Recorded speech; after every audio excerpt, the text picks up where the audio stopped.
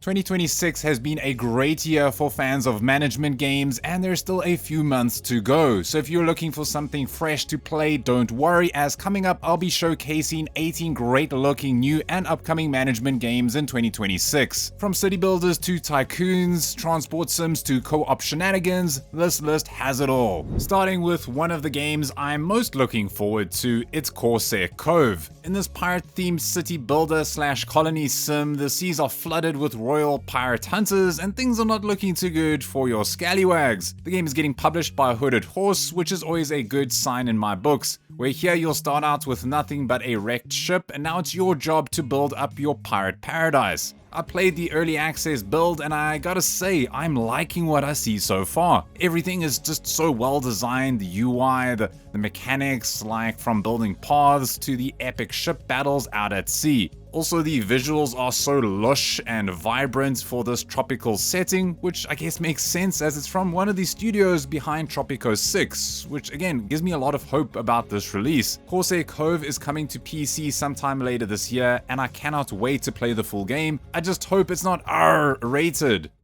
Then next on the list is Let's Build a Dungeon, who's from the same studio behind Let's Build a Zoo.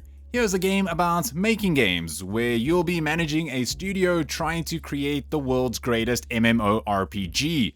You'll need to hire designers, coders, and testers, then shape out this incredible fantasy world filled with quests, monsters, and dungeons. This means that you'll need to balance development schedules, advertising, community demands, all while deciding if you'll put out a polished masterpiece or just Leroy Jenkins the game as is. I played the demo a while back, and I gotta say, it's a lot to handle. Like, okay, cool, you developing your own games, but now you can actually just jump into the world and experience it firsthand.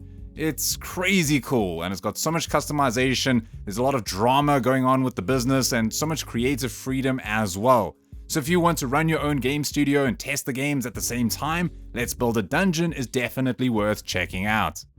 Then up next is Midwest 90 Rapid City, which is this tycoon survival sim that looks absolutely wild. The Wild West, that is. No, but seriously, you're going to be trying to survive a monster apocalypse, all while plating up some monster meat and mash for your customers. That's right, you'll be running a monster meat roadhouse in the 1980s Midwest, set during this apocalypse. In the game, you'll have to run your business, fight off some scary monsters, and try not to become a monster yourself. What a mix of gameplay though. First is the restaurant management side, where you'll be coming up with your own dishes here and trying to keep your patrons happy. But then comes this tower defense style mechanic, where at the back you need to keep these monsters away and just pew pew shoot them down. It's such a unique and interesting mix of gameplay, and the setting reminds me a bit of a creepy podcast that's come to life. So if running an intense, exciting, and morally questionable roadhouse tickles your fancy, then maybe you want to add Midwest 90 to your wish list today. Then following that is the Guild Europa 1410, which is inspired by the original Europa 1400 that came out back in 2002. In this immersive economic sim, you play as a head of a fledgling dynasty. You have but this humble business that you'll need to grow into a thriving empire and forge your legacy. In the game, you'll need to craft, trade, and choose from a variety of careers. These involve the blacksmith, the alchemist, the tailor, and whatever else was going on back then. Or you could choose a life of crime if you wish, by robbing carts and looting buildings. Also, trade and business won't help you succeed on your own, as you will need to form social connections and networks with some very important people. And in typical political fashion, corruption and greed is afoot. You'll need to bribe or blackmail your way up the social ladder and forge your place in the social hierarchy. To me, the game just looks incredible from what I've seen so far, so if you're looking for some medieval management, then the Guild Europa 1410 needs to be on your wish list today. Now, it's not often the visual style of a city builder stops me in my tracks, but just take a look at GlagStone. The game is a 1-bit story-driven city builder inspired by late 80s Macintosh aesthetics. It reminds me a bit of the Return of the Obra Dinn, Great game that, except now you need to rebuild a remote northern island settlement. So in this story-driven campaign, there are these two nations that aren't so happy with each other, and you'll be playing as the mayor, rebuilding the island piece by piece. This means building homes for those residents, making sure their needs, requests, and desires are met in order to earn back their trust. The game looks dark, it looks eerie, and I cannot wait to see more. It's such a great style, and the concept is very interesting too. And you know what? We need more city builders thinking outside of the box. So if that sounds like your kind of vibe, then definitely add GlagStone to your wishlist today. Speaking of retro-looking city builders, up next is Metropolis 1998. I'm so excited about this city builder where it comes with levels of detail that even city skylines won't even touch. In the game, you'll be building up a massive city from the ground up, all while managing everything from zoning and utilities to the specific needs of your citizens. It also comes with that classic grid-based aesthetic you remember from the early days of the genre. But now it comes with one key difference. You can go in and design the interior layout of your buildings. You can get deep down and dirty, customizing the chairs, the floors, the windows, whatever. You've got total control over the place. If you want though, you don't have to do that. I love that nostalgic pixel art style and honestly don't mind going back to grid-based building. I played the demo and it's a great choice for those who want retro charm and hardcore depth. So if that sounds good to you, then definitely go check out Metropolis 1998 today. Firing up next is a heavy turret simulator called Iron Nest. This brutal diesel punk heavy artillery game is a lot of fun, if not somewhat technical. Set in Spain in the 1920s, where it's on the verge of civil war, where the monarchy reigns while Republican rebellion is spreading. In this clanky chain of command, you may not be at the top, but every action you take is made literally by your hands. The diesel punk visuals go hard and you'll be doing a lot more than just pulling the trigger. You'll have to take down your targets, but to get there, it's a bit tricky. Now it just seems easy. You've got the enemies and you need to take them down, but there's a lot of calculations in place. You have to set the height at which you'll fire. You need to calculate all the distances and the rotation of your turret, things like that. And then eventually you gotta pull down the lever and hope for the best. I played an early build. It was a bit technical. I got a bit confused, but it was a lot of fun. I ended up taking down my own team, but anyway, I can see that there's a lot of potential in this game. It also reminded me a lot of PvKK, but I guess it's got its own thing going on. So if that looks good to you, go check out Iron Nest today.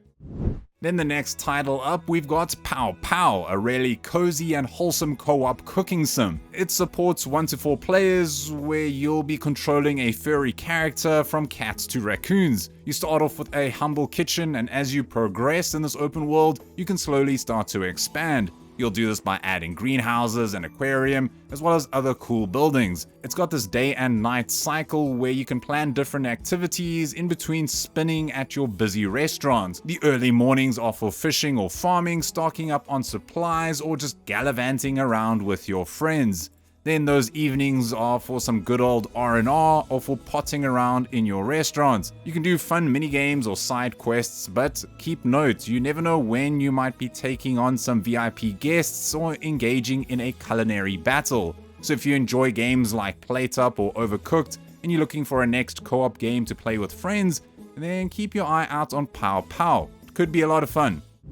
Following that is a train management game where you'll be building everything. In Train Goes Right, things work a little differently though than your typical train management games. It's a title that says, hey, wanna play a train game? Go build it yourself. Like quite literally, you'll be building the tracks from scratch. From cutting the trees around you for the sleepers to mining rocks for the ballast. And let's not forget, you'll be piecing the rails together by hand. It too has co-op, so you can get a helping hand if things go off track. I love the art style, looks very peaceful, looks really laid back, and luckily you're making more than just a little hand car, as the trailer also shows off a real steam engine right at the end. So if train management games are a bit too stressful for you, Train Goes Right might just be a game worth looking into.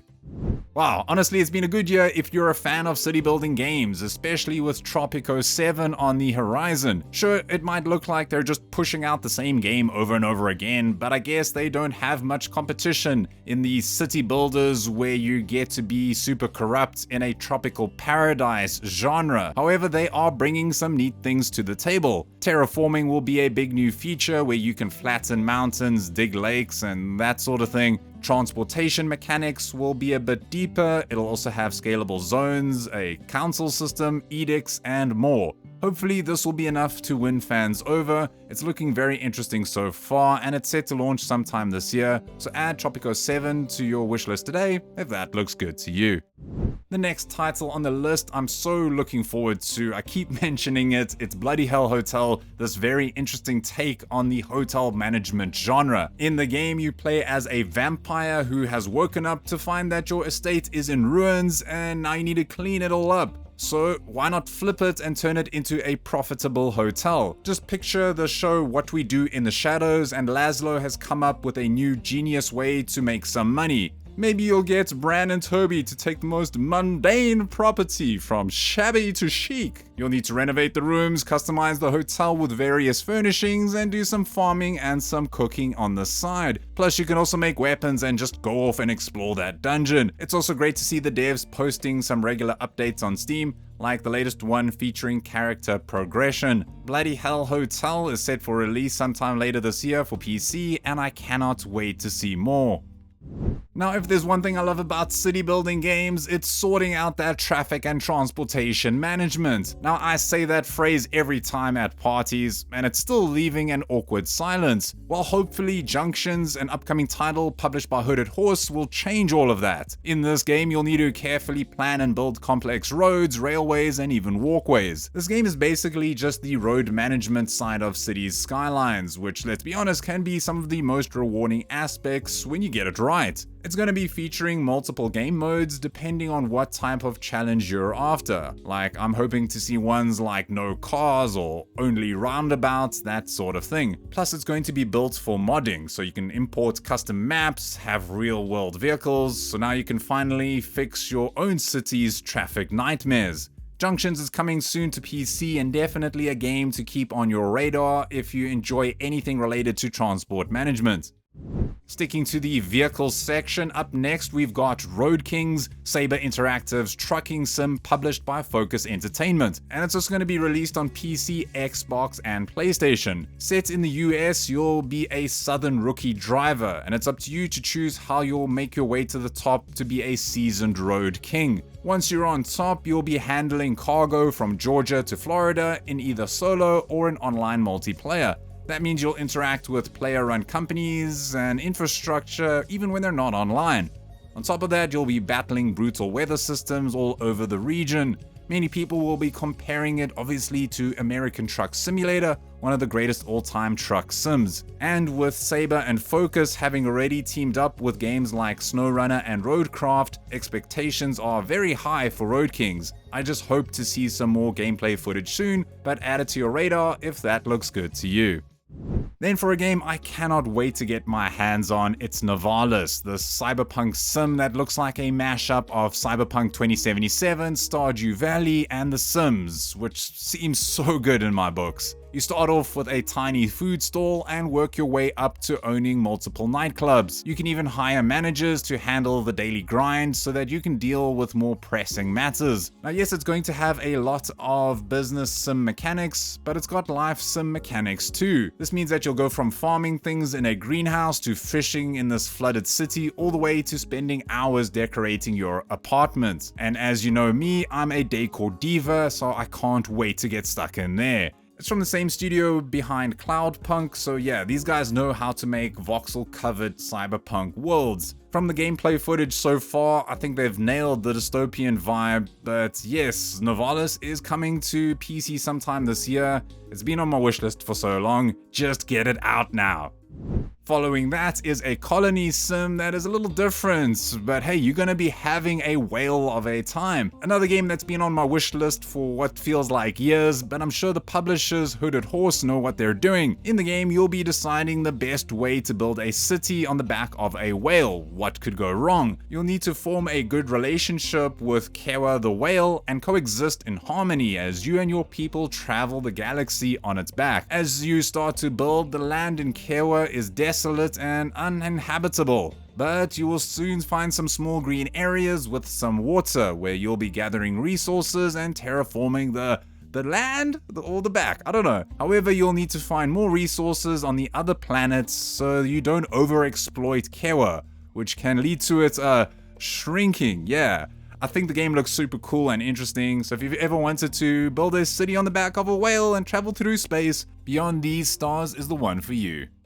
Following that is some good old automation goodness in Factory Town 2. The sequel to the charming factory building game sees you moving your base to this great looking tropical island village. Like before, you'll need to create a gigantic automated mega factory, but now you need to supply the needs of a tropical village at the foot of a massive volcano.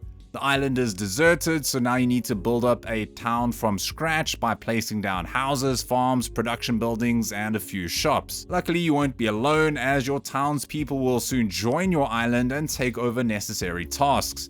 As your economy grows, you'll have to solve bottlenecks and optimize supply chains using roads, bridges, trains, conveyor belts, and other automated delivery systems. The game is still coming with that charming low poly aesthetic while offering significantly more space and creative freedom than the first game ever did. Factory Town 2 is set for a release date sometime this year, so make sure you add it to your wish list for some tropical automation fun.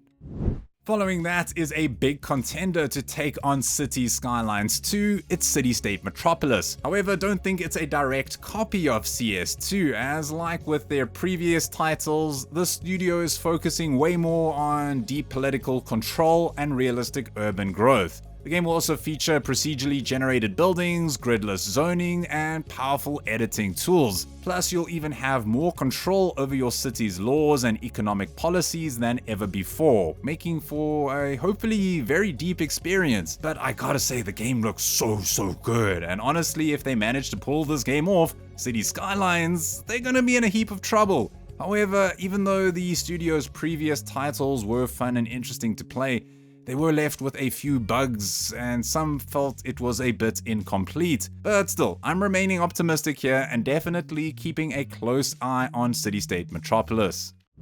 And speaking of keeping optimistic, last on my list is Transport Fever 3, a bittersweet title if you ask me. I won't get into the drama here, as yeah, now it's getting published by Paradox, which many people are not happy about. I covered it in a separate video though, so you can watch that up top, but again, I'm still remaining slightly positive here. The studio Urban Games have not let us down before, with Transport Fever 2 being one of the most loved transport sims of all time. This time around though, it comes with over 275 models, 32 different industry types, as well as some promising new exciting features. It's on track for a 2026 release for PC, PlayStation, and Xbox, and by all accounts, it ticks so many boxes, except for that publisher. So time will tell. I've still got it on my wish list, but I'm just hoping it's not going to change. But that wraps up my video. What management games are you most looking forward to? Let me know in the comment section below. And if you like this video, leave a like, maybe even subscribe to find more gaming goodness. Big shout out to my channel members. You guys mean so much to me. But other than that, it's Marco here from Easily Distracted Games. And as always, don't stop gaming.